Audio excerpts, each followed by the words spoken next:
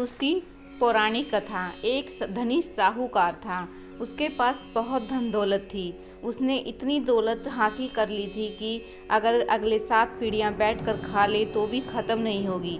हालांकि यह अमीर आदमी तब भी खुश नहीं था। उसके मन में कुछ ऐसा था कि वह रात भर सो नहीं पाता था, इसीलिए वह सच्चे सुख से वंचित रह गया। उसने सबसे पूछा कि वो ऐसा क्या कर सकता है जिससे वो इस शर्मिंदगी से छुटकारा पा सके और सुख और शांति से जी सके। किसी ने उसे कहा कि संतों की शरण में जाओ, तो संत आपको इससे बचाएंगे। धनी संतों की तलाश में गया। रास्ते में एक साधु महाराज एक पेड़ के नीचे बैठे थे। धनी व्यक्ति ने उनका अभिवादन किया और कहा कि गुरुजी, मेरे पास किसी वस्तु की कमी नहीं है। अगली 7 पीढ़ियां बैठकर बिना काम किए आराम से खा पाएंगी। फिर भी मैं खुश नहीं हूँ, क्योंकि एक व्याकुलता मुझे सोने नहीं देती। साधु महाराज ने कहा, पहले बता कि आपत्ति क्या है, फिर उससे कैसे छुटकारा पाया जाए वह तुझे बताता हूँ। अमीर आदमी ने कहा, यदि महाराज ऐसा करते हैं तो मुझे कोई आपत्ति नहीं है, लेकिन एक परेशानी है, और परेशानी यह है कि मेरी 8वीं पीढ़ी का क्या होगा, क्योंकि यह धन 7 पीढ़ियों के लिए पर्याप्त है जो मैंने अर्जित किया है। सिर्फ चिंता 8वीं पीढ़ी की है। साधु महाराज मुस्कुराए और बोले, चिंता मत करो, मैं तुम्हें इस परेशानी से बचा लूँगा। साधु ने उसे 1 किलो चावल की पोटली दी और कहा कि उस पहाड़ पर एक बुढ़िया एक कुटिया में रहती है, उसको चावल देकर आ जा, मैं तुम्हें तुम्हारे भ्रम से मुक्त कराता हूँ। अमीर आदमी चावल लेकर बुढ़िया की कुटिया में आ गया। उस कुटिया में दरवाज़ा तक नहीं था।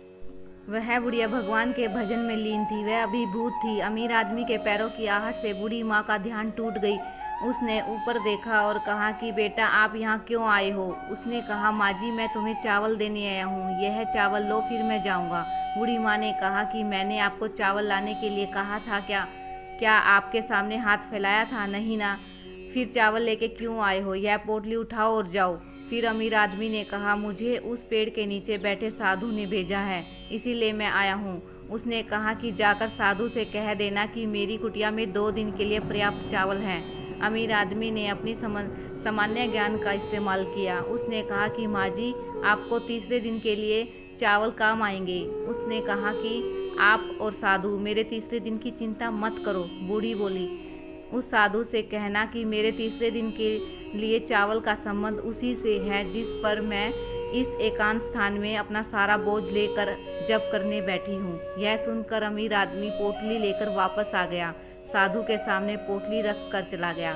साधु ने उसे पुकारा, अरे ओ सज्जन, तुम समस्या लेकर आए हो, है ना? मैं तुम्हें इससे बाहर निकालने जा रहा हूँ। अमीर आदमी ने सिर झुकाकर कहा, महाराज, मुझे जवाब मिल गया।